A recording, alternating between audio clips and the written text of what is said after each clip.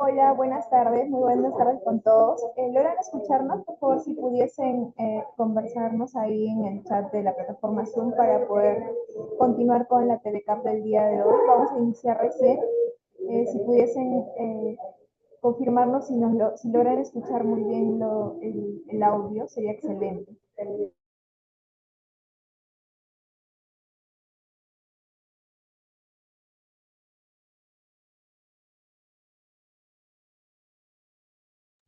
Ok, muy bien, vamos a dar inicio entonces a la telecapacitación de esta tarde. Muy buenas tardes a todos los participantes. Les saludamos y les damos una cordial bienvenida desde el Hospital Belén de Trujillo. Bienvenidos a todos al personal de salud a la telecapacitación del día de hoy, jueves 25 de septiembre.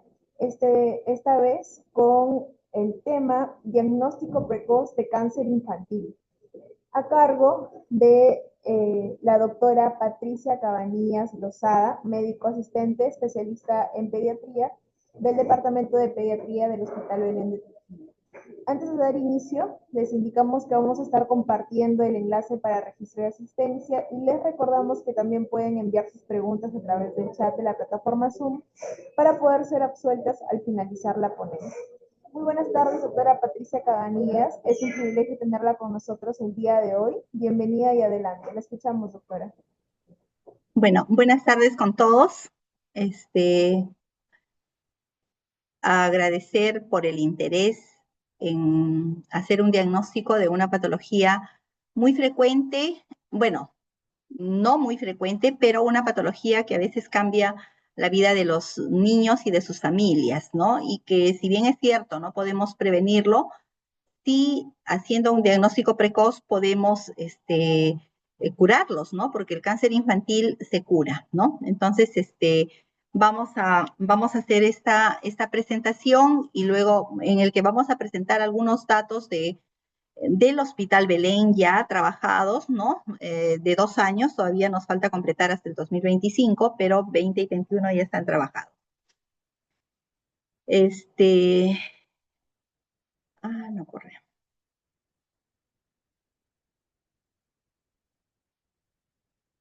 Ya. Vamos a ver, ¿me avisan por favor si se ve el video?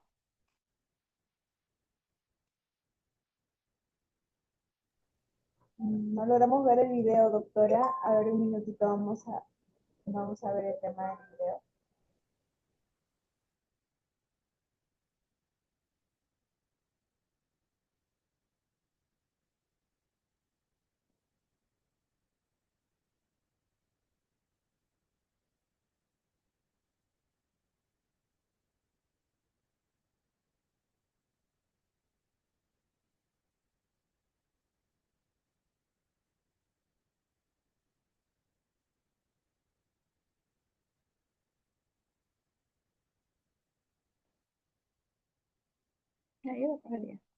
No, no se ve. ¿No se ve? No.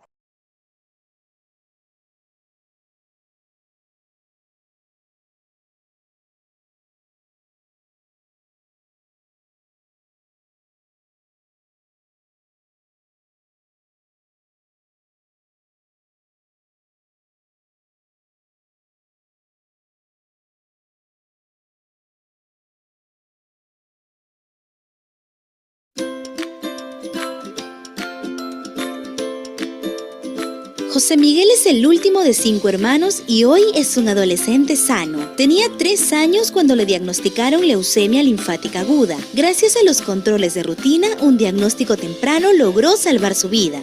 Estuve mal por mucho tiempo en el hospital y tuve muchas recaídas y llevé el tratamiento por muchos años. Hace 3 años me han trasplantado de médula ósea. Mi donante es mi hermano y ahora vivo como un niño normal. Voy al colegio, juego fútbol, juego básquet con mis amigos. Así José Miguel puede celebrar su cumpleaños 2 veces al año. El 6 de noviembre cuando nació y el 24 de octubre, fecha en la que un grupo de médicos logró realizarle un trasplante de médula ósea. Ahora vive soñando con ser arquitecto y construir hospitales para salvar la vida de otros niños como él. Yo construí mi propia casa y también construir más hospitales para niños y tener mis perros, ¿no? Mis mascotas. No te tengo miedo, soy más fuerte que tú. El cáncer se cura si se detecta a tiempo. Ministerio de Salud.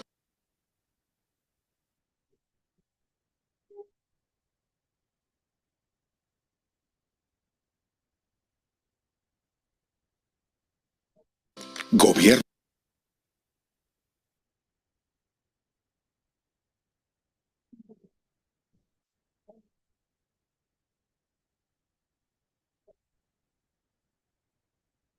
Bueno, como hemos visto en ese video, lo que les comentaba, ¿no? El cáncer en los niños se cura si es que lo diagnosticamos a tiempo y ese es el objetivo de esta charla, ¿no? Motivarlos a que hagan un diagnóstico precoz de cáncer de cuello uterino.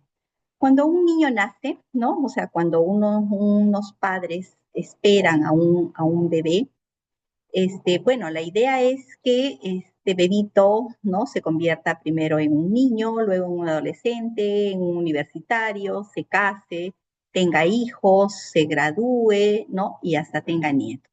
Porque esa es la línea natural de la vida de una persona, ¿no? Sin embargo, ¿no? Sin embargo, muchas veces, ya que miren ustedes, la esperanza de vida en nuestro país cada vez va en aumento, y a partir del 2020 la esperanza de vida está en más de 70 años, ¿no? Entonces, por eso es que podemos hablar de esa esperanza de vida, ¿no?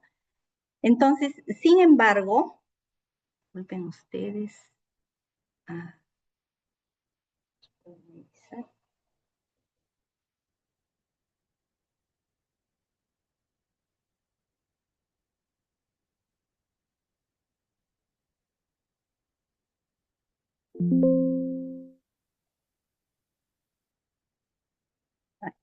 Disculpen, por favor.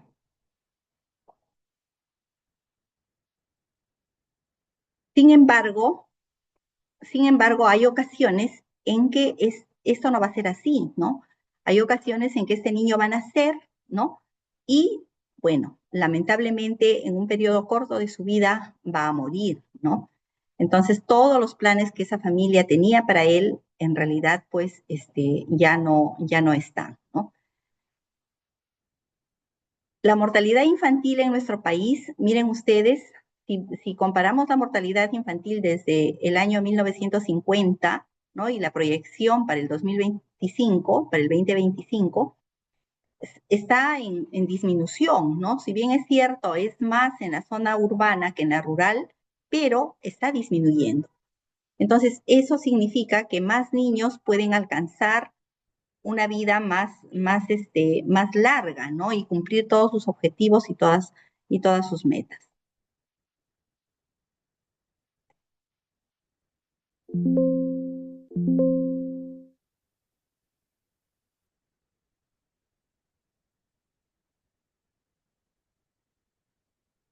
Ahora, ¿de qué se mueren los niños, no? ¿De qué se mueren los niños? Cuando, bueno, no se puede abrir esa diapositiva, pero los niños se mueren generalmente en nuestro país, ¿no?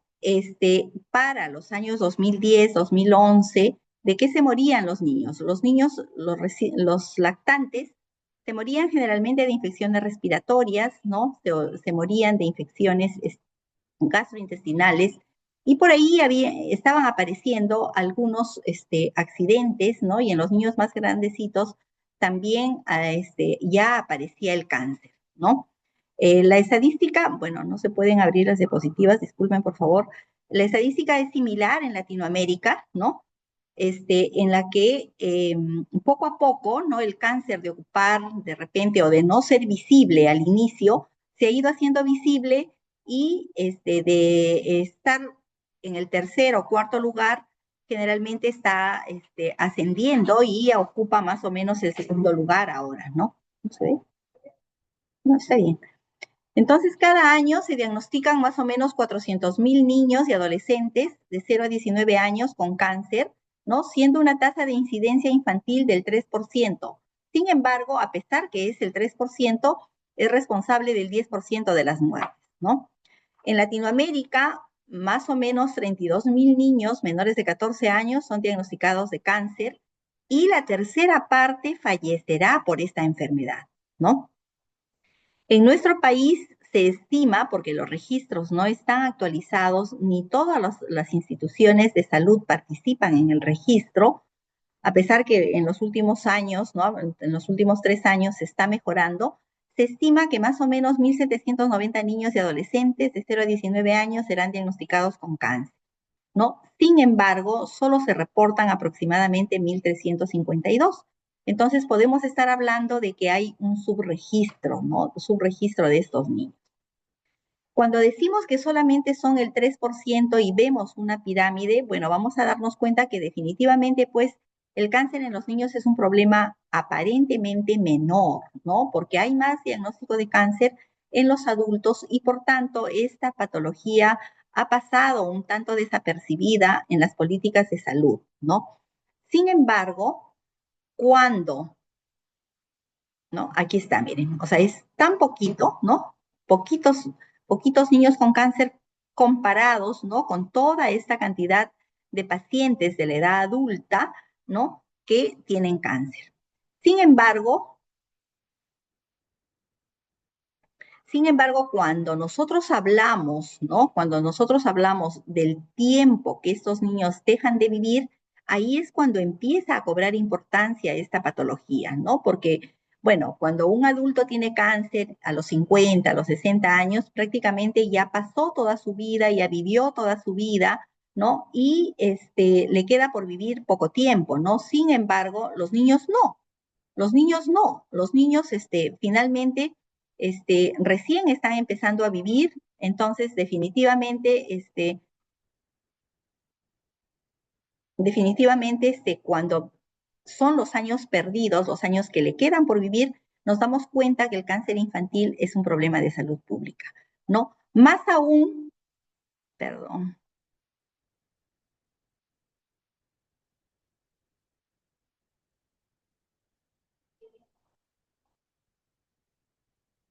Más aún si es que nos damos cuenta, ¿no? De la alta incidencia que tiene el cáncer en los menores de 19 años, ¿no? Que es de aproximadamente el 15.2 por 100.000 habitantes, ¿no? Si vemos, o sea, las tasas más altas de incidencia están en un azul más oscuro y nuestro país está en uno de esos, es uno de ellos, ¿no? Igual, la tasa de mortalidad más alta lo tienen los países en los que el color rojo es más intenso y también vemos, ¿no?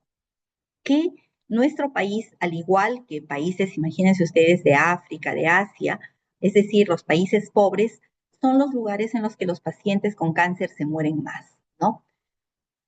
Entonces, ahí tenemos una comparación, ¿no? De la incidencia y la mortalidad de cáncer infantil reportada en el 2018 en niños de 0 a 19 años, ¿no? Si nosotros vemos en algunos países, más de la mitad de los niños diagnosticados con cáncer, ¿no? Se mueren, ¿no? Y ¿dónde? Generalmente en los países de menos recursos económicos, ¿no? Entonces, podríamos decir que el principal factor de riesgo para que un niño que tiene el diagnóstico de cáncer se muera es el país donde nace, ¿no? Porque si nosotros vemos, por ejemplo, Puerto Rico, que depende de Estados Unidos en su sistema de salud, ¿no? O México, que tiene un mejor sistema de salud, o Brasil, ¿no? Los niños se mueren menos, ¿no? Sin embargo, miren ustedes, Honduras y nuestro país, tiene una alta tasa de mortalidad, ¿no? Entonces, eso es lo que les hablaba, ¿no? O sea, cuando hablamos de años de vida saludable perdidos por la muerte o la discapacidad, es que esta patología se hace visible, ¿no? Se hace visible y se empieza a ver de una manera diferente, ¿no? No por el número de niños que fallecen, sino por la cantidad de años que estos niños han dejado de vivir. Ahora, ¿y por qué se mueren, no? ¿Por qué se mueren? Se mueren en realidad por 3 factores. Primero, porque hay un retraso en el diagnóstico y eso sí depende de nosotros y estamos trabajando en eso para que este tiempo se disminuya y estos niños lleguen más tempranamente al hospital, ¿no? Se mueren también porque abandonan el tratamiento una vez que los diagnosticamos, ¿no? Ya no les hacemos seguimiento y a veces abandonan el tratamiento. Y bueno, también se mueren porque nuestros centros de salud no están equipados para hacer un diagnóstico rápido, ¿no? Porque no tenemos muchos centros de salud que puedan tratarlos, ¿no? Entonces, estas 3 razones son las causas por las que los pacientes se mueren. En nuestro país está reportado que más o menos el 57% de niños diagnosticados con cáncer van a fallecer. Y esta es la mortalidad, ¿no? O la probabilidad de sobrevida de los diferentes cánceres en el país, ¿no? En nuestro país este es un estudio, ¿no? De un reporte del país, ¿no? Y miren ustedes, la probabilidad de sobrevida más o menos es en las leucemias del 40%, ¿no? Y en los retinoblastomas el 70%, ¿no? Entonces, visto así, el cáncer infantil es un problema de salud pública, ¿no? Y ya se entendió así, y ya se está trabajando de manera ordenada, y no solamente aquí en el país, sino se está trabajando de manera ordenada a nivel mundial, ¿no? O sea, hay un programa de la OPS que ha incluido a nuestro país como uno de los países pilotos en los que se va a aplicar un programa de mejora, no solo en el diagnóstico, sino también en el tratamiento, ¿no? Pero bueno, entonces nos vamos a preguntar qué es el cáncer, ¿no? El cáncer es un crecimiento incontrolable de células de cualquier órgano o tejido, ¿no?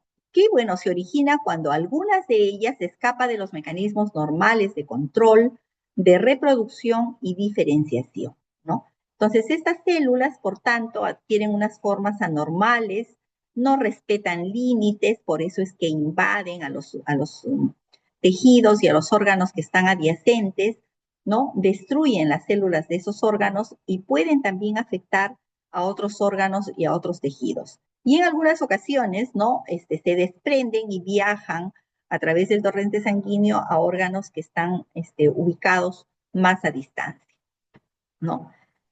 Si comparamos el cáncer en niños y los adolescentes respecto al cáncer de adulto, pues vemos que tienen una gran diferencia, ¿no? La edad de presentación en los niños y adolescentes tenemos dos picos, un pico a los 0 y 5 años y el otro pico a los 15 y 19 años, ¿no? Sin embargo, el cáncer en adultos se presenta en una edad avanzada. Si hablamos de incidencia, la incidencia en niños es rara y en los adultos es bastante frecuente. El origen también es diferente, mientras en los niños es embrionario mesenquimal, en los adultos es epitelial. Y cuando hablamos de la etiología, que es lo que siempre nos preguntan los papás, en este caso de los niños, realmente no podemos decirle en el cáncer infantil que tenemos una etiología ya determinada, ¿no? Entonces, hay poquitos de ellos que pueden tener causas genéticas, pero en la mayoría de ellos no lo conocemos. Sin embargo, bueno, el cáncer en los adultos tiene una etiología ambiental, también una etiología infecciosa que últimamente se está ya diagnosticando, ¿no? Entonces, visto así, los signos y síntomas en los adultos son reconocibles, ¿no? O sea, hay algunos signos y síntomas que ya se han estudiado que son característicos de algún tipo de cáncer y por tanto, o sea, se pueden sospechar. Sin embargo, en los niños estos signos y síntomas son tan inespecíficos que a veces se confunden con enfermedades comunes, ¿no? Y eso hace más difícil el diagnóstico, ¿no? O hace más difícil la referencia. Porque pensamos, por ejemplo, si yo tengo a un paciente que tiene anemia, le doy tratamiento 3 meses, mejora la anemia, le doy de alta, después de 2 meses regresa nuevamente con una anemia, ¿no? Yo sigo pensando que puede ser una anemia y de repente no lo transfiero, ¿no? Porque se confunden con enfermedades comunes en los niños, ¿no? Los más comunes en el cáncer, más del 50% son leucemias y linfomas, ¿no? En cambio, en los adultos, el cáncer más frecuente es el cáncer de pulmón, de mama y de colon, ¿no? Y cuando hablamos de tamizaje, de qué puedo hacer para ver si este paciente tiene cáncer, ¿no? En los niños en realidad no tiene gran impacto, ¿no? No tiene gran impacto porque no hay un síntoma, no hay un signo que yo pueda seguir para decir este paciente probablemente tenga cáncer, ¿no? Sin embargo, en los adultos sí, ¿no? En los adultos sí puedo hacer un examen que me sirva de tamizaje. Por ejemplo, en el cáncer de mama yo puedo hacerles a las señoras una mamografía, ¿no? Y saber, en el cáncer de cervix puedo hacer un Papá Nicolau, ¿no? Y ya tengo una idea de qué es lo que está pasando, ¿no? Pero sin embargo en los niños no hay ningún examen, ningún estudio que me sirva de tamizaje, ¿no? Pero aquí hay algo bueno, la respuesta al tratamiento es alta, ¿no? Y eso debe comprometernos a que nuestros diagnósticos sean cada vez más precisos. Y si tengo duda, pues lo transfiero para que se le hagan más estudios y así lleguen más tempranamente, ¿no? Porque dependiendo del estadio en el que llega, también va a ser la sobrevida, ¿no? En cambio, en los adultos, esta respuesta es pobre, ¿no? Tienen poca respuesta al tratamiento, ¿no? Y por eso es que cuando hablamos de pronóstico, en ellos, en los adultos, el pronóstico es malo, sin embargo, en los niños, el pronóstico es bueno, ¿no? Hay series de hasta 70, 80% que pueden curarse. Entonces, como podemos decir, en realidad, el cáncer en los niños no es prevenible, ¿no? O sea, no podemos hablar de que podemos prevenir el cáncer infantil. Pero sí podemos esforzarnos en hacer un diagnóstico precoz y eso va a aumentar nuestra tasa de sobrevida. Entonces, la estrategia más importante para controlar el cáncer en los niños es un diagnóstico oportuno y un tratamiento inmediato y efectivo. ¿Qué está en nuestras manos? ¿Qué está en manos del personal de toda la red de la libertad? Un diagnóstico oportuno. Entonces, si para hacer un diagnóstico oportuno necesitamos conocer cuáles son los signos y síntomas, ¿no? Entonces, cuando un paciente empieza con un cáncer, hay un tiempo, ¿no?, en que no sabemos cuándo empieza, hasta que empiezan a aparecer los primeros síntomas. Este tiempo es variable y en realidad desconocido. No sabemos cuánto tiempo puede pasar, ¿no?, entre que la enfermedad inicia biológicamente hasta que empieza a tener síntomas.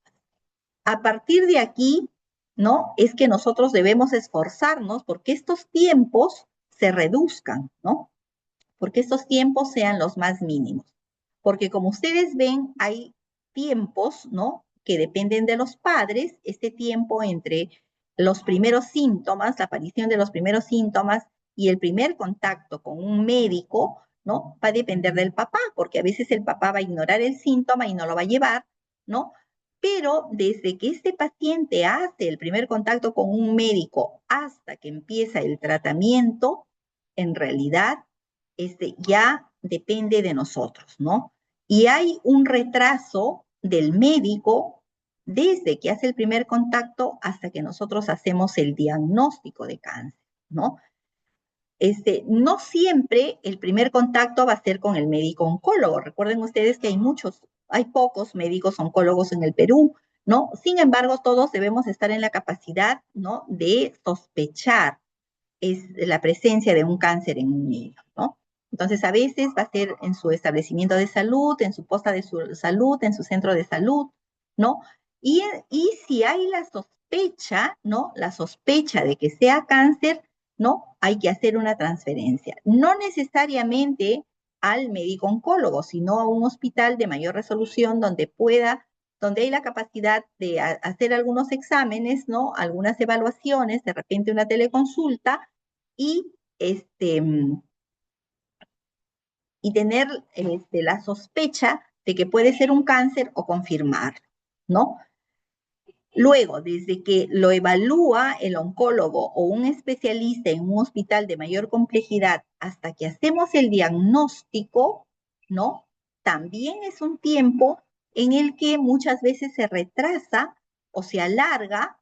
¿Por qué? ¿No? Porque si, por ejemplo, yo estoy sospechando en una leucemia y en mi hospital yo no tengo un hematólogo que le va a hacer una extendida o una biopsia de médula ósea, ¿no?, o una lámina periférica, entonces definitivamente pues este tiempo se va a prolongar, ¿no? Y se va a prolongar porque mi hospital no tiene, acuérdense que dijimos, ¿no?, que necesitamos que se mejoren los hospitales para mejorar el diagnóstico. Entonces este tiempo se va a alargar porque solicitar un extendido de lámina periférica, una biopsia de médula ósea a un hematólogo particular cuesta, ¿no? Y a veces la familia no está en la capacidad de cubrir ese gasto. Entonces, desde el primer contacto hasta el diagnóstico de cáncer es un retraso que depende en realidad del médico.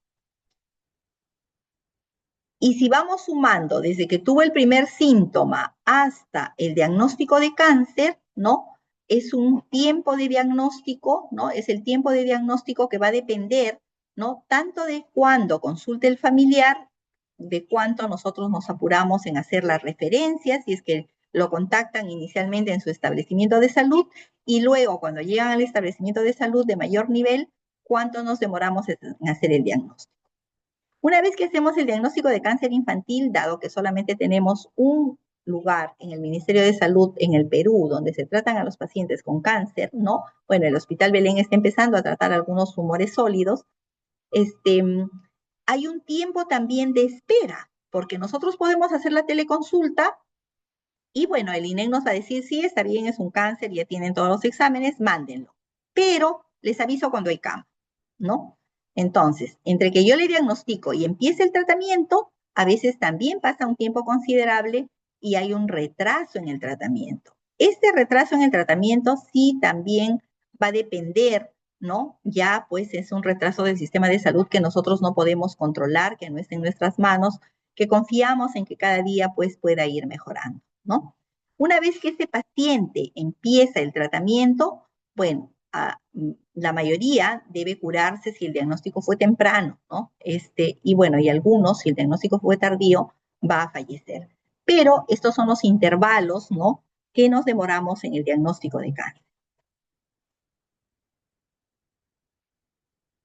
Ahora, ¿y a qué se debe esto, no? Imagínense, si nosotros vemos el tiempo que se demora la familia en llevar al paciente, va a estar condicionado por la pobreza extrema, que generalmente se asocia a un bajo nivel educativo y de concientización, ¿no? De repente tienen algunos síntomas que no le dan importancia, ¿no? Por lo tanto, no lo van a reconocer y van a demorar en ir a consulta, pero también puede ser que quieran llevarlo al establecimiento, sin embargo, el acceso, ¿no? A estos establecimientos de salud es difícil, ¿no? Probablemente no hay carreteras, ahora hay en la mayoría de lugares, pero hay algunos en los que todavía no hay carreteras y o está muy lejos, ¿no? Y la familia tiene que trabajar diariamente para poder subsistir, ¿no? Aquí también se suman los factores culturales, ¿no? Y esto es el tiempo en que demore el intervalo del paciente. Con nosotros, ¿qué es lo que pasa, no? O sea, hay un bajo nivel de conocimientos de los profesionales de salud con respecto a cáncer infantil, por lo tanto, nuestro índice de sospecha es bajo, ¿no? A veces nos tardamos porque pensamos que es una enfermedad común y la estamos tratando, y recién después de algunos meses, recién lo transferimos. Otra demora es la demora administrativa en las referencias, ¿no? Yo puedo hacer una referencia, pero de repente no encuentro un cupo para que sea atendido en el hospital de referencia y eso también va a condicionar una demora en el intervalo que depende de nosotros. Entonces, tanto el intervalo que depende de nosotros como la demora que depende de los padres y del paciente nos llevan a una alta tasa de retraso en el diagnóstico, ¿no? Por lo tanto, una alta tasa de enfermedad avanzada al momento del diagnóstico o una enfermedad metastásica, ¿no? Que sumado a los factores biológicos, ¿no? Nos llevan a una alta tasa de mortalidad.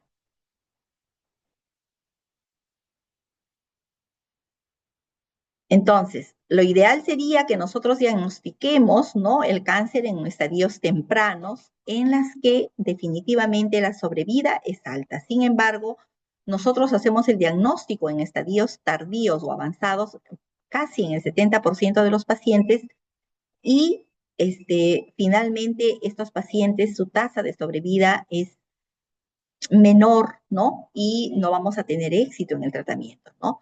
Se ha visto, ¿no? Que nosotros en el Perú nos demoramos 4 veces más que en otros lugares en hacer el diagnóstico, ¿no? Y no solamente en el Perú, sino en todos los países subdesarrollados, ¿no? Por eso es que es fundamental que empecemos a conocer, ¿no? De manera reiterativa, por eso estamos con los recordatorios, para reconocer los síntomas que nos deben hacer sospechar en cáncer infantil, ¿no? Cuando ya tenemos a un paciente con esta tumoración en rodilla terrible o con este ojito así de protruido o este abdomen así de distendido, pues es más fácil hacer el diagnóstico. Sin embargo, estos estadios de cáncer tienen una alta mortalidad, ¿no? O sea, tendríamos que empezarlo a sospechar más tempranamente.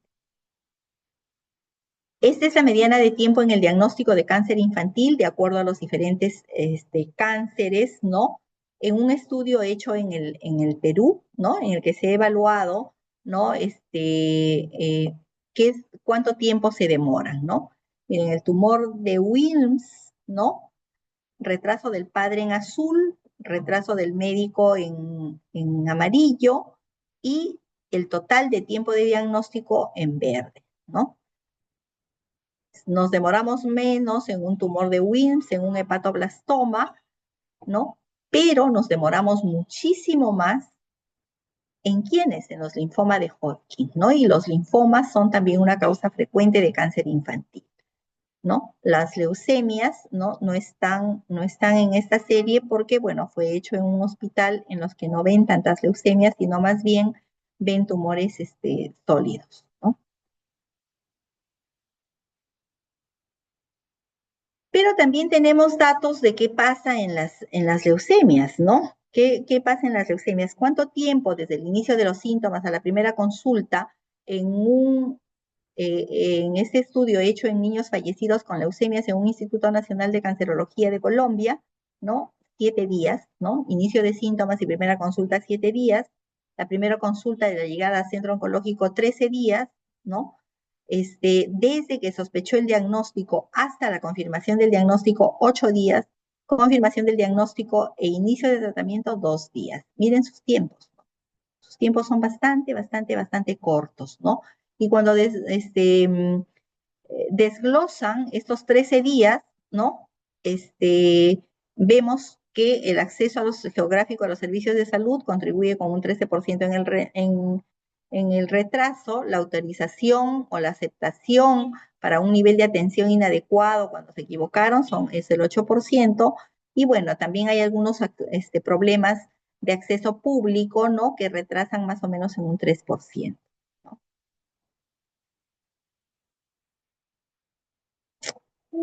Cuando hablamos de cáncer infantil tenemos que tener algunos conceptos bastante claros, ¿no? Los tumores en los niños crecen rápidamente, ¿no? Crecen rápidamente. Por eso, más o menos el 80% de ellos llegan con un cáncer diseminado o en estadios avanzados.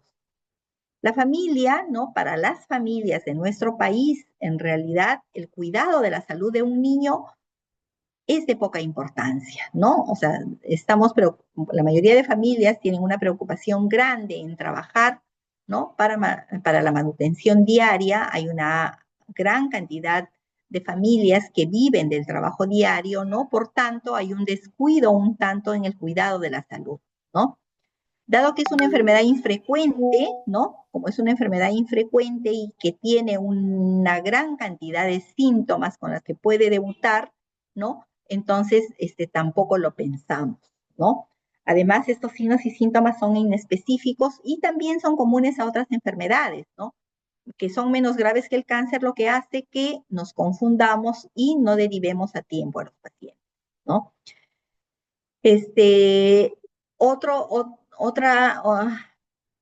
Otro factor que debemos tener presente siempre, ¿no? Es que hay una mala interpretación de los síntomas en el niño con cáncer por el paciente, por la familia, por el médico, y eso hace que el tiempo de diagnóstico sea prolongado, ¿no? Con todo lo que eso implica, ¿no? Entonces, esta es una tabla, ¿no? En la que había un reporte de algunos pacientes de algunos establecimientos de salud como el INEM, el Instituto Nacional del Niño de San Borja, algunas regiones, ¿no?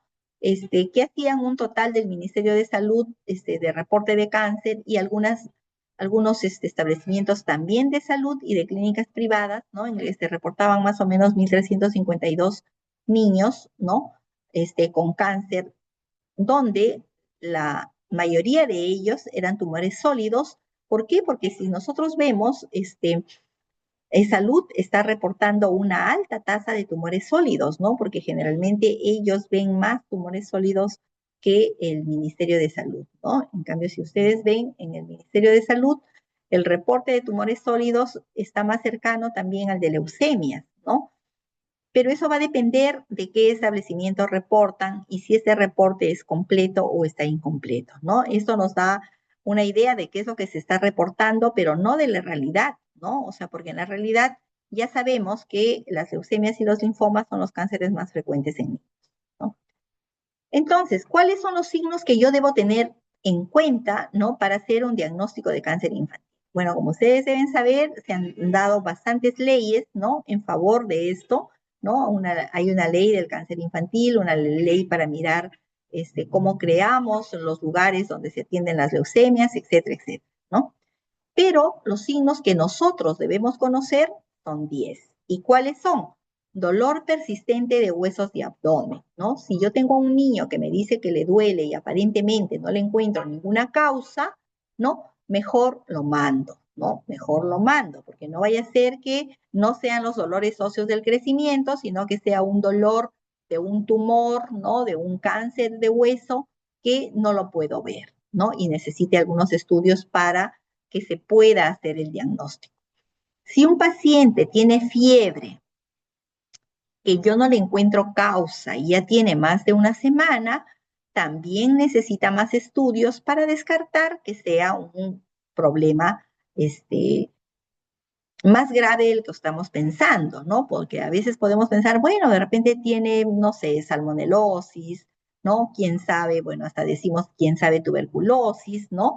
Pero si yo tengo un paciente que tiene fiebre por más de una semana y no le encuentro una causa, lo transfiero.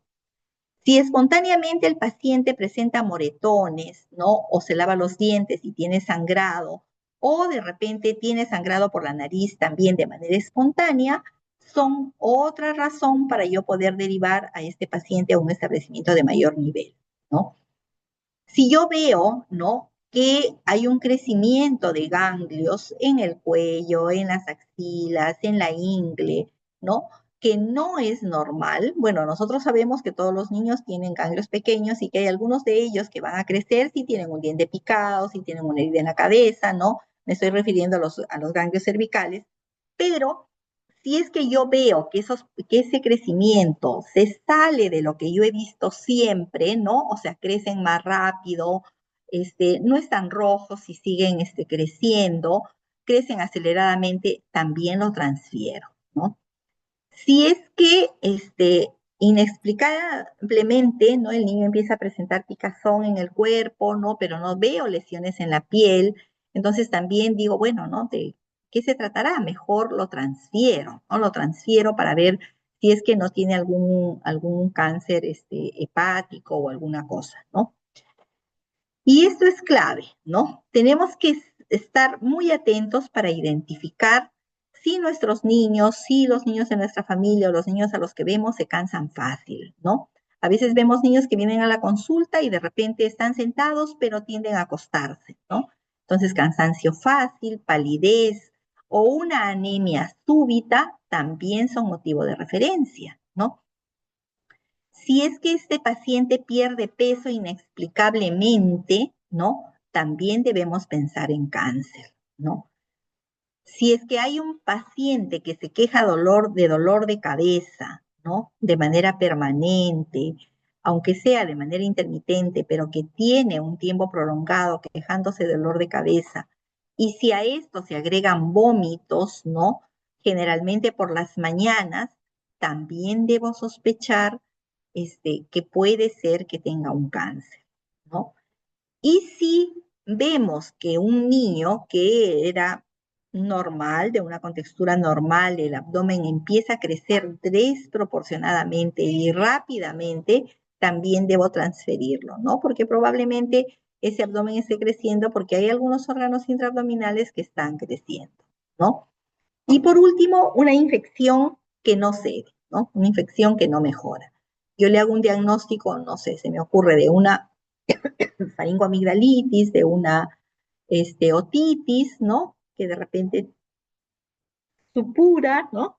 Y no cede con el tratamiento adecuado que le estoy dando, no mejora, ¿no? O de una diarrea, ¿no? Entonces le voy a dar, lo voy a transferir también porque debo sospechar que algo más puede haber.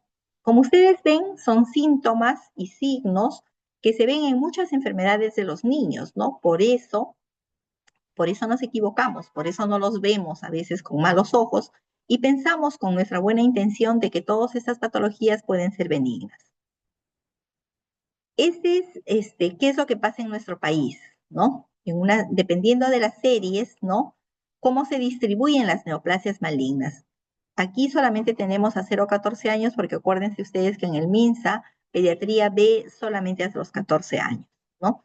Entonces, el 40% de todos los cánceres, ¿no?, son leucemias infantiles. ¿Seguido de quién? Seguido de los tumores del sistema nervioso central, ¿no? Y luego de los linfomas. Si sumamos leucemias más linfomas, tenemos a más del 50%, ¿sí? Entonces, los tres, leucemias, tumores del sistema nervioso central y linfomas. Luego, ¿no?, ya tenemos los sarcomas de tejidos blandos, los cánceres de riñón, cáncer de hueso, retinoblastoma, cáncer de células germinales, etcétera, etcétera, etcétera. Los tres grandes grupos, leucemias, tumores del sistema nervioso central y linfomas. Y esta es la guía de diagnóstico precoz de cáncer infantil en niños y adolescentes en el Perú, ¿no? Que, bueno, ha sido dada como una norma, ¿no?, que está publicada en el peruano, que ha sido impulsada por la OPS para que el Perú, como les decía, como el Perú ha sido seleccionado como uno de los países en los que se va a trabajar arduamente en ese diagnóstico, ¿no? Hay algunas condiciones y una de las condiciones es que se den normas que faciliten el diagnóstico, ¿no?, o la transferencia. Entonces, igual que en un semáforo, ¿no?, en esta norma nos hablan de cuándo hay algún riesgo de cáncer, ¿no?, cuándo hay la posibilidad de que tenga un cáncer o una enfermedad muy grave y cuándo hay ningún riesgo de cáncer, ¿sí? Entonces es verde cuando no hay ningún riesgo de cáncer, cuando hay algún riesgo de cáncer es amarillo y es rojo cuando hay un posible cáncer o enfermedad muy grave. Y nos dan las definiciones, ¿no? Yo voy a decir que no hay un riesgo de cáncer cuando no cumple criterios para clasificarse en ninguna de las anteriores, ¿no? Hay algún riesgo de cáncer cuando yo tengo uno o más síntomas o signos asociados a una dudosa posibilidad de cáncer en el niño y adolescente objetivado mediante la anamnesis y la exploración clínica, y está catalogado en la zona amarilla de la IEPI, de la OMS, ¿no? Y hay un posible cáncer cuando hay uno o más síntomas o signos asociados a una alta posibilidad de cáncer en el niño o adolescente, objetivado mediante la anamnesis también y el examen físico, ubicados en la zona roja de clasificación de la IEPI, ¿no? Entonces, estos son los signos y síntomas que yo debo buscar y que están en la zona roja, ¿no? Entonces, ¿quiénes son? Todo niño o adolescente que presente uno o más de estos. Fiebre de duración mayor de 7 días, dolor de cabeza persistente, dolores óseos moderados a severos, los signos y síntomas que estábamos diciendo. Palidez conjuntival o palmar severa.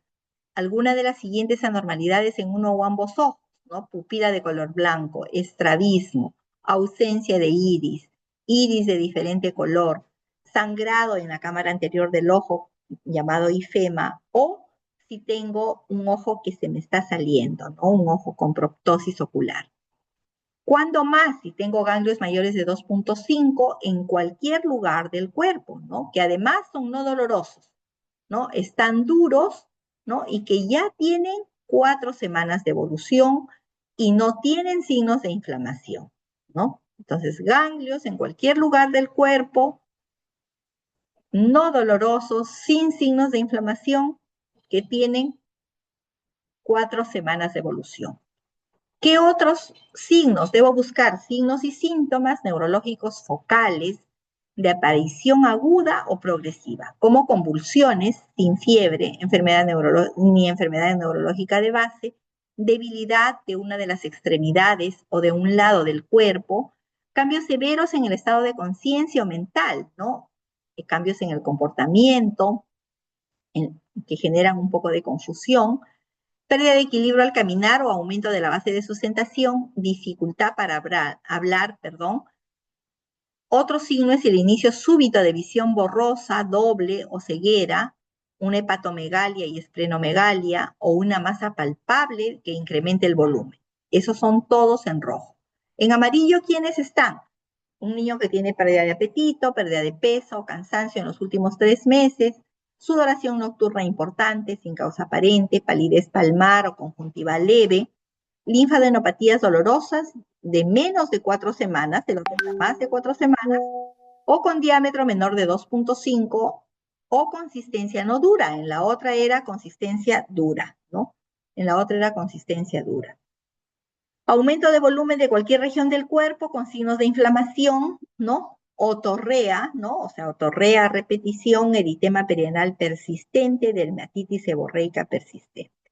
Entonces, vamos a poder catalogar o en amarillo, o en rojo, o en verde si no tienen ninguno de estos síntomas, ni de amarillo ni de rojo. Entonces, ¿cuándo derivo? ¿No? Yo voy a derivar a la emergencia a un paciente que está delicado, es una emergencia oncológica, ¿no? Y debe derivarse de manera rápida a un centro de emergencia pediátrica cercano. Una derivación es urgente si es que yo tengo un paciente con alta sospecha clínica de cáncer y este paciente no debe demorar en llegar a un centro oncológico o a un hospital de mayor nivel más de 72 horas. Luego, tengo una derivación preferente, ¿no? Si es que, bueno, me parece, puede ser que tenga cáncer, ¿no? Pero quién sabe no, porque bueno, no está claro, no sangra siempre cuando se cepilla, ¿no? Le ha salido ese moretón porque la mamá dice que se golpeó, ¿no? Entonces parece que no ha sido espontáneo. Entonces, si yo tengo mis dudas, ¿no? Entonces no debo demorarme más de 2 semanas en derivar a ese paciente, ¿no? Y bueno, ¿no? Yo le voy a hacer una derivación para estudio a un paciente con el que tengo poca o ninguna sospecha clínica aparente de cáncer en el momento en el que lo he examinado, ¿no? Pero considero que debe ser estudiado, ¿no? Por un médico, oncólogo o por un médico. $100, algo así, porque aparte le cobran para las fotos también. Los han mandado $100. Dice que es caro, dice. Sí, es caro. Por favor, si apagan su micro. Listo.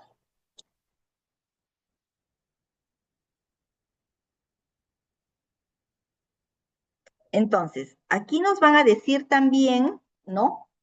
¿Qué es lo que vamos a hacer y en cada una de las situaciones? Si encontramos, por ejemplo, a un paciente que tiene dificultad respiratoria y yo estoy pensando que tiene cáncer, ¿no? Entonces, vamos a tener que dar oxígeno suplementario por cánula nasal o mascarilla o lo que tengamos en nuestro establecimiento, ¿no? Y bueno, para alcanzar la saturación normal, ¿no? Utilizando el dispositivo que tenga disponible y la cantidad de oxígeno que me permita alcanzar lo que el paciente necesita, ¿no? Si tiene una estabilidad hemodinámica, ¿no? Dada por un llenado capilar mayor de 2 segundos, perdón, o palidez, o una piel moteada, o un aumento de la frecuencia cardíaca a más de 180 por minuto, entonces yo debo administrar una solución salina antes de transferirla, ¿no? En un manejo inicial. Si tengo un paciente que no tolera la vía oral, tiene vómitos excesivos, ¿no? O no quiere tomar, ¿no? No quiere comer, no quiere tomar y tiene alteración de conciencia, yo debo de ponerle una vía antes de derivarlo, ¿no? Y bueno, ahí están las indicaciones, al 5%, si es menor de 10 kilos, a 100 mililitros por kilo por día. En los siguientes 10 kilos, ¿no? 50 mililitros por kilo y luego 20 mililitros por kilo, ¿no? En los kilos sobre 20. Si tiene hipertensión endocraniana, ¿no? Dada por la alteración del estado de conciencia, vómitos excesivos o un dolor de cabeza intenso, ¿no? Entonces yo debo de tenerlo en reposo con una cabecera levantada, le puedo aplicar dexametasona, ¿no? Si puede endovenosa, si no intramuscular, actúa muy bien la dexametasona por vía intramuscular también. Si logran conseguir una vía, ¿no? Le pueden poner manitol. Y si este paciente está convulsionando, tienen que calmar las convulsiones antes de mandarlo, ¿no? Si hay un sangrado severo, ¿no? En realidad, siempre que se pueda, debemos evitar la transfusión hasta que se estudie este paciente, ¿no? Porque a veces lo transfundimos y perdemos la primera lámina, ¿no? Y tenemos que esperar para comprobar el diagnóstico o hacer un aspirado de médula. Podemos pasar en realidad todavía soluciones, ¿no? para intentar recuperar o estabilizar esa presión arterial, y si ya no es posible y yo tengo una anemia severa, ¿no? O un sangrado muy profuso, bueno, pues ni modo, voy a tener que transfundir, ¿no? Un paquete globular a razón de 10 mililitros por kilo de peso, ¿no? Y bueno, también si hay disminución de las plaquetas, voy a tener que también transfundir plaquetas, ¿no? Cuando estas estén por debajo de los 50.000. Entonces, para tratamiento del cáncer, sí, en realidad necesitamos varios organismos, varios actores sociales, ¿no? Y un compromiso en realidad permanente de ellos, ¿no? Esta es la iniciativa global contra el cáncer de la OMS en el Perú, que está desde el 2018, ¿no? Hay una página de la OPS, ¿no? Que ustedes pueden acceder libremente y mirar todo lo que se está trabajando en cáncer infantil en nuestro país, ¿no? Hay cursos gratis que ustedes pueden tomarlos, ¿no? De manera sincrónica, ¿no? Y hay también talleres para padres, ¿no? También indicaciones de qué hacer con los pacientes, historias, etcétera, etcétera, ¿no? La página está bastante bonita. Entonces, ustedes pueden acceder libremente, ¿no? Y ahora, lo que les había comentado, ¿no? Este es el primer reporte todavía de los niños que hemos visto aquí en el Hospital Belén, ¿no? Está para completarse hasta el 2025 y hemos avanzado con 2, ¿no? Características clínico-epidemiológicas en niños con diagnóstico de cáncer hospitalizados en el Departamento de Pediatría del Hospital Belén en el 2020-2021. Primer diagnóstico, no se han considerado los niños que tenían, que habían ingresado por otra, que eran reingresos, ¿no? Solo los diagnósticos nuevos. Entonces, decíamos, ¿no? Que es importante que se diagnostique tempranamente para disminuir, ¿no? El 69% de niños que son diagnosticados en estadios avanzados y que evolucionan desfavorablemente. Entonces, existe la necesidad de conocer qué es lo que está pasando en nuestra región, ¿no? Por lo tanto, necesitábamos saber cuáles son las características clínico-epidemiológicas de los niños con cáncer hospitalizados en el Departamento de Pediatría del Hospital Belén entre el periodo 20 y 21. Se va a completar, como les repito, hasta el 2025 en este año, ¿no? Esos fueron los objetivos, determinar cuáles eran las características clínico-epidemiológicas de estos niños, ¿no? En los específicos, determinar el sexo, edad, tiempo de hospitalización, procedencia, destino de los niños, a dónde se fueron, ¿no? Y determinar cuál era el síntoma inicial que traía, ¿no? Y los diagnósticos de alta con el que se fueron los pacientes, ¿no? Entonces hubieron en esos 2 años, ¿no? Hasta septiembre del 2021 se ha trabajado 59 pacientes hospitalizados, entre enero del 2020 a septiembre de 2021. De ellos, el 54% fue de sexo masculino. En realidad, según las series, a veces hay una ligera predominancia de los de sexo masculino, sin embargo, no hay ninguna explicación científica para eso, ¿no? A veces solamente depende de la serie, ¿no? Sin embargo, la edad que predominó fue de 1 a 4 años, ¿no? Con 25 pacientes, seguidos de 5 a 9 años, con 21 pacientes, ¿no? La edad mínima en esta serie fue una niña de 4 meses, ¿no? Que tuvo diagnóstico de leucemia, y una niña de 14 años, siendo el promedio de edad de todos los niños que se atendieron, de esos 59 pacientes, 6 años, ¿no? Aquí está el lugar de procedencia, ¿no? Si ustedes ven, miren ustedes, ¿no? Trujillo como Trujillo provincia, 37, de la Sierra de la Libertad, 11, ¿no? De la región de la Costa de la Libertad, 7, tuvimos pacientes de Cajamarca y un paciente de Chimbote. Según el diagnóstico y síntomas, ¿no? El síntoma por el que consultan, ¿no? En primer lugar está la fiebre, ¿no? Como habíamos dicho, fiebre más de 7 días sin causa aparente, dolor, ¿no? Dolor en cualquier parte del cuerpo, ¿no? Persistente, y una tumoración. También tumoración en cualquier parte del cuerpo, ¿no? Entonces, fiebre, dolor y tumoración. Seguido de ¿quién? De cefalea, de disnea, perdón, de palidez, de cefalea y disnea, ¿no? palidez, cefalea y edema. Entonces, primero fiebre, dolor y alguna tumoración en algún lugar del cuerpo, ¿no? Sin embargo, tampoco olviden que la palidez, la cefalea y la disnea pueden estar presentes. Al alta, ¿qué diagnósticos tuvimos? Miren, de los 56, 30 tuvieron leucemia linfocítica aguda, ¿no? 30, leucemia linfocítica aguda. Luego tuvimos 8 pacientes que tuvieron un tumor cerebral, ¿no? Y ese era lo que se veía, ¿se acuerdan? Leucemias, tumores cerebrales, linfomas. Y aquí está el linfoma. 5 de ellos tenían, ¿no? 30 leucemias, 8 tumores cerebrales y 5 de ellos leucemia. Luego ya tenemos tumor de Wilms, tumor hepático, hemos tenido tumor hepático, una leucemia mielocítica, ¿no? Histiocitosis también, y bueno, en el otros, una variedad de pacientes como tumor de ovario, ¿no? Un retinoblastoma, ¿no? Suman los otros 6 que nos faltan. El tiempo de permanencia fue en el 35% de ellos fue de 10 a 19 días, ¿no? Y de 20 a 29 días en el 15%. Solamente estuvieron hospitalizados menos de 10 días, más o menos también el 15%, ¿no? Sin embargo, la mayoría estuvo entre 10 y 29 días, ¿no? De ellos, casi todos fueron transferidos al Instituto Nacional de Enfermedades Neoplásicas, ¿no? Para un tratamiento especializado. Murieron 10% durante la hospitalización. Algunos de ellos, en realidad, esperando ser referidos, ¿no? Y bueno, 3 de estos pacientes, como si se dan cuenta, es el 2020, en la época de pandemia, 3 de esos pacientes tuvieron también COVID, fueron transferidos al hospital regional, ¿no? Porque se infectaron de COVID. Uno de ellos regresó, el otro se fue de alta a su casa del regional y los otros se fueron de alta y no los hemos vuelto a ver, ¿no?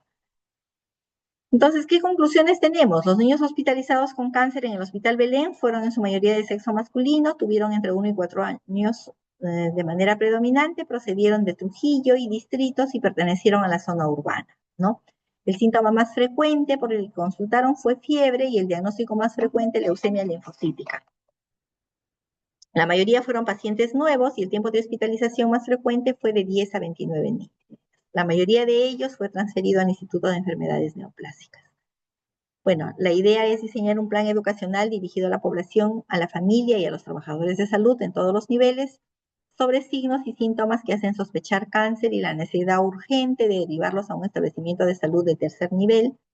Incluir en la formación del médico general, médicos familiares y pediatras tópicos de cáncer infantil para que los profesionales de salud piensen en cáncer infantil ante la presencia de un síntoma o signo sugestivo. Y mejorar el registro de los pacientes. Bueno, ya el Hospital Belén forma parte del registro de cáncer a nivel nacional. Se está haciendo un registro del hospital. Cada paciente que se hospitaliza lo reporta a nivel nacional, ¿no? Para tener una idea más clara del problema y tomar acciones específicas.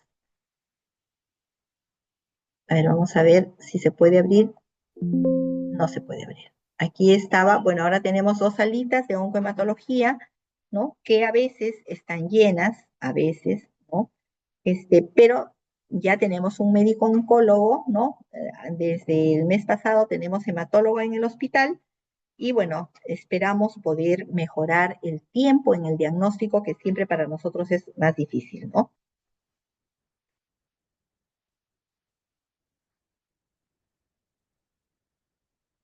Entonces, que estos niños, ¿no? Tengan la oportunidad de recibir tratamiento en realidad depende de nosotros, ¿no? Depende de nosotros y así de repente cada 15 de febrero celebraremos que cada vez menos pacientes son diagnosticados de cáncer y cuando son diagnosticados de cáncer tienen la posibilidad de recibir tratamiento y de tener una sobrevida alta. Entonces, si ayudamos a curar a un niño con cáncer, en realidad valió la pena vivir, ¿no? Y tendremos a niños felices y contentos, ¿no?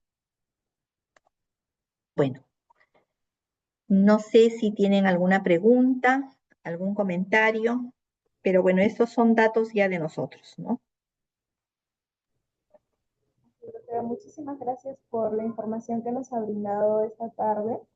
Agradecemos también a nuestros participantes por su conexión esta tarde y bueno, vamos a dar unos minutos a nuestros participantes para que puedan generar sus preguntas. Si tienen alguna duda, alguna pregunta con respecto a lo expuesto, pueden generarla en la cajita del chat del Zoom para que nuestro especialista nos pueda ayudar con las respuestas. Doctora, por aquí tenemos algunas preguntas ya realizadas. Nos comentan: doctora, muchísimas gracias por su ponencia. Existe una consulta. ¿Existen cuidados paliativos para pacientes pediátricos? ¿Y qué paciente es candidato a cuidados paliativos? Bueno, también hay una norma, ¿no? De que se deben implementar los cuidados paliativos en todos los niveles, ¿no? En todos los niveles de atención. Yo sé que la Gerencia Regional de Salud tiene algunos equipos de cuidados paliativos en adultos, ¿no? Que están trabajando sobre todo con pacientes del INEM, ¿no? Bueno, hemos querido incluir algunos niños de nuestro hospital, pero sin embargo, dado que tienen solamente médicos generales, ¿no? Y psicólogos, no ha sido posible, ¿no? Pero sí existen cuidados paliativos. Ahora, realmente, cuidados paliativos es un tema también bastante interesante y amplio, ¿no? ¿Quiénes deben estar en cuidados paliativos? De manera general, son los pacientes que tienen riesgo de morir o de no responder a una terapia, ¿no?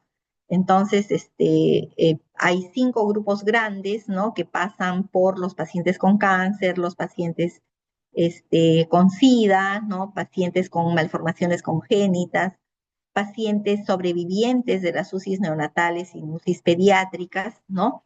Entonces, todos ellos entran a cuidados paliativos, porque cuidados paliativos no es, bueno, yo voy a dejarlo que se muera y lo voy a mirar, ¿no? Cuidados paliativos es dar una atención integral tanto al paciente como a su familia, centrado en qué, en mejorarle la calidad de vida, en controlar los síntomas, ¿no? Que generalmente los pacientes con estas patologías crónicas tienen, ¿no? Entonces, para ser más precisos, pues necesitaríamos una charla completa de cuidados paliativos, ¿no? Pero la gerencia sí tiene me parece, 2 equipos itinerantes, ¿no? Pero también sé que en algunos establecimientos hay equipos de cuidados paliativos, ¿no? Sin embargo, en realidad, si hablamos en proporción, los niños que tienen, ni siquiera solamente los niños, las personas que requieren cuidados paliativos no son predominantemente los pacientes con cáncer, ¿no? Sino otros pacientes, ¿no? Los pacientes con nosotros, en nuestro caso, por ejemplo, pacientes crónicos, ¿no? Que han sobrevivido a una infección o a un evento adverso que requirió UCI, ¿no? Ellos son la mayoría, ¿no? Muy bien, doctora, muchísimas gracias por su respuesta. Continuamos con las preguntas. Nos comentan: buenas tardes, doctora. Una consulta. Eh, 5 o más manchas de color café con leche en el área del pañal, ¿es sospecha de alguna patología? Bueno, habría que evaluar, ¿no? 5 más manchas de café con leche, no solo en el área del pañal, sino en cualquier lugar, sí podríamos sospechar de una neurofibromatosis, ¿no? Y la neurofibromatosis tiene implicancias que requieren una evaluación especializada, ¿no? Porque puede afectar también otros órganos, ¿no? Entonces, pero no necesariamente solo en el área del pañal, ¿no? En cualquier lugar.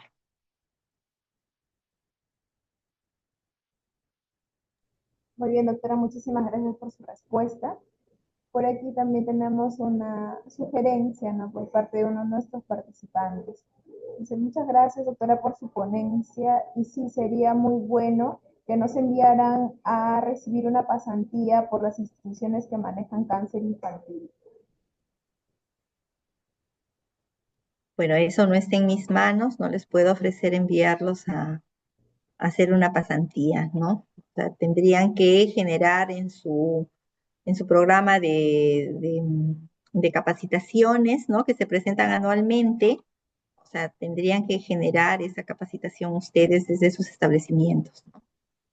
Así es. Bueno, ya no tenemos más preguntas, solamente palabras de agradecimiento por la información que nos ha brindado esta tarde, doctora. Ah, bueno, aquí tenemos otra pregunta más para finalizar la telecapacitación. Nos comentan, los niños que tienen síntomas de alerta, ¿primero deben ser evaluados por el pediatra o de frente mandarlos al hospital? Ver, ahí en la norma, ¿no? En la norma, si ustedes tienen un pediatra, o sea, puede evaluarlo primero el pediatra, ¿no? Puede evaluarlo primero el pediatra porque, o sea, recuerden ustedes, tenemos que acostumbrarnos a trabajar en redes, ¿no? O sea, no nos podemos saltar a nuestra red. Entonces, generalmente, ¿no? A veces llegan al hospital y ese tiempo de aceptación de la referencia a veces se prolonga para los que realmente lo necesitan, ¿no? Porque, o sea, te están saltando la red y nos llegan pacientes que podrían ser manejados fácilmente en un hospital 1, en un hospital 2, y están llenando las consultas externas del hospital 3 y quitándole la oportunidad a un niño que realmente lo amerita, ¿no? Entonces debemos de tener presente que tenemos redes de atención, entonces, un centro debe referir a su hospital 1, ¿no? Y bueno, el hospital 1 al hospital 2 y el hospital 2 al hospital 3, ¿no? Este, Ahora, en los establecimientos de salud sí tienen algunos exámenes básicos que se pueden pedir, ¿no? Entonces, probablemente si lo evalúa el pediatra, le podrá pedir algunos exámenes y decidir si puede, si debe pasar al siguiente nivel de atención, ¿no? Entonces, recordemos que nuestro trabajo es en redes de salud, ¿no? Ahora, igual, cuando estén en periferia, ¿no? O sea, si creen que un paciente debe venir al hospital, no lo manden sin referencia, ¿no? O sea, mándenlo con referencia, no le digan, bueno, ¿sabe qué? No, vaya directamente al hospital. Porque ese paciente, si viene por la consulta externa, va a pagar la consulta. Y si ese paciente viene por la emergencia y no es una real emergencia, también va a pagar la consulta. Entonces, para eso funcionan las redes, ¿no? Igual tenemos espacios de teleconsulta, perdón, aquí en el hospital, ¿no? Que se han fijado casi una vez por semana, en los que definitivamente estaremos gustosos de contestar esas dudas que ustedes tengan, ¿no? Así es, doctora, también, bueno, para reforzar el tema de las teleinterconsultas, si bien es cierto, se sabe que el Hospital Belén de Trujillo cuenta con el área de telesalud, en el cual pueden brindar sus teleinterconsultas, tanto el departamento de pediatría, que es eh, una de las tantas especialidades que cuenta la cartera de servicios del Hospital Belén para teleinterconsultas, muy independiente de las telecapacitaciones, ¿no? Entonces sería excelente que también puedan hacer uso de este servicio que ofrece el Hospital Belén, usando la plataforma de telesalud. Bueno, doctora, muchísimas gracias por la información que nos ha brindado y esperamos contar con su presencia en unas próximas telecapacitaciones durante este año. Así también agradecer a nuestros participantes por su conexión, por sus preguntas y bueno, hacerles recordar que pueden unirse a nuestros canales de YouTube y de WhatsApp para que puedan tener mayor información con respecto a las telecapacitaciones que brinda el Hospital Belén. Y bueno, eso sería todo por esta tarde. Muchísimas gracias a todos, muchísimas gracias, doctora. Que tengan muy buenas tardes. Ok, gracias por estar ahí.